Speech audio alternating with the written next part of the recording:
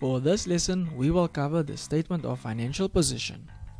The specific objectives for this lesson will be to explain the purpose of and define the terms of the statement of financial position, and to prepare the statement of financial position of a sole trader in vertical format, including the year-end adjustments and closing transfers. Now, our statement of financial position is our balance sheet that we learned in grade 9. So it's only the word that has changed from balance sheet to statement of financial position. Also, our statement of financial position shows the financial position of the business for a specific date. Let's have a look at our pre-adjustments trial balance of RSS traders as at 30 June 2018. Again, we will have a look at the adjustments, but in this video we are going to prepare the statement of financial position for RSS traders as at 30 June 2018. Now, before we do that, let's explain the two sections that make up the statement of financial position. Our first section is our capital employed section. In this section, we will show the sources of funds. That's to say, where the funds came from. Now, a business can receive money in different ways. For instance, it can be either in the form of a capital contribution, or it can be in the form of a profit, or it can be in the form of a loan from the bank. The second section in our statement of financial position is our employment of capital, and this shows how the funds were used. The funds can be used in different ways. For instance, it can be used in purchasing of non-current assets. Also, it could be used to make investments, and also it can be used to buy inventory or pay our creditors. Now that we know the two sections, let's go ahead and draw up our statement of financial position. We will first start with capital employed. Now, our capital employed is made up of our owner's equity, and our owner's equity is made up of our capital, and then we will add our net profit. And take note, we add our net profit. If we had a net loss, then we would have subtracted our net loss from our capital. Then we add up the two, and then we will get an amount.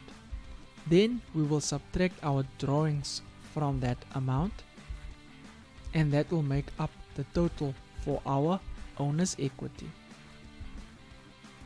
What also is included in our capital employed are non-current liabilities, and in this case we have a loan at Coetzee Bank at 10% interest,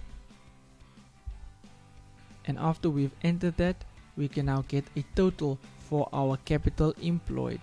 So we add our owner's equity plus our non-current liabilities to get the total for our capital employed. Then we have a look at our employment of capital. Remember, this is how the funds were used. We will start with our non-current assets, and we use the book value in our balance sheet when we deal with our non-current assets. How do we get our book value? We take our cost price less our provision for depreciation.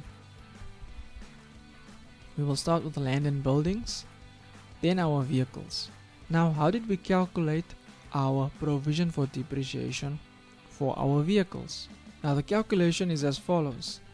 We had an opening balance of 39,000 in our trial balance for provision for depreciation on vehicles, and then we will add our depreciation for the year on vehicles, which is 13,000, which brings our provision for depreciation to 52,000, which we will enter in the balance sheet. Let's have a look at how this will look like in our general ledger.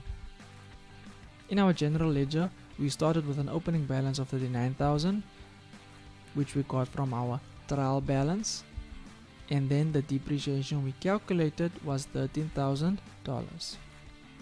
Now let's head back to our statement of financial position.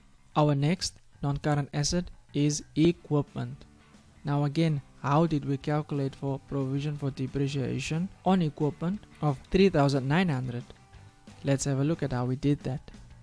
Provision for depreciation on equipment did not have an opening balance. We provided depreciation on equipment for 3,900, and that we got by using the revaluation method, which means we take our opening balance less our closing balance, and the difference will be our depreciation.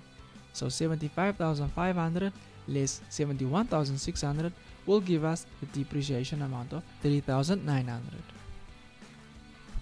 Let's go back to our statement of financial position.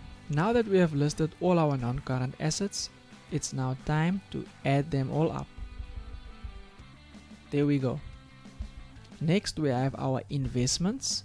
We have a fixed deposit at Christie Finance of $25,000.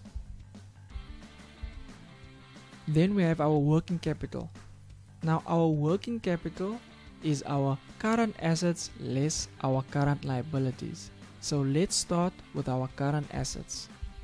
We have inventory, then we have our debtors. Now please note that this 1,500 is for bad debts.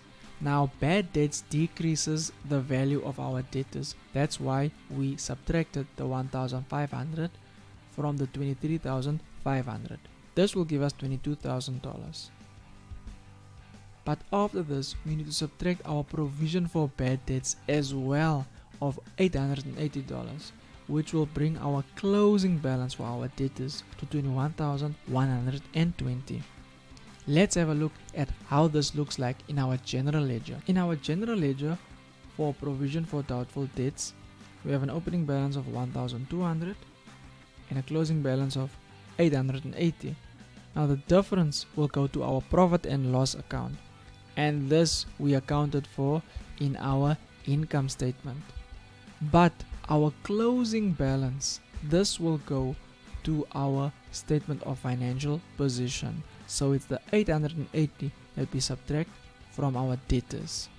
And remember, provision for doubtful debts, just like provision for depreciation, is a negative asset, which reduces the value of the existing asset. Let's move back to our statement of financial position. Our next current asset is accrued income, then we have prepaid expenses, then cash, and then cash float. Then we add up our current assets and we put our answer in our current assets heading. Then next we will have a look at our current liabilities.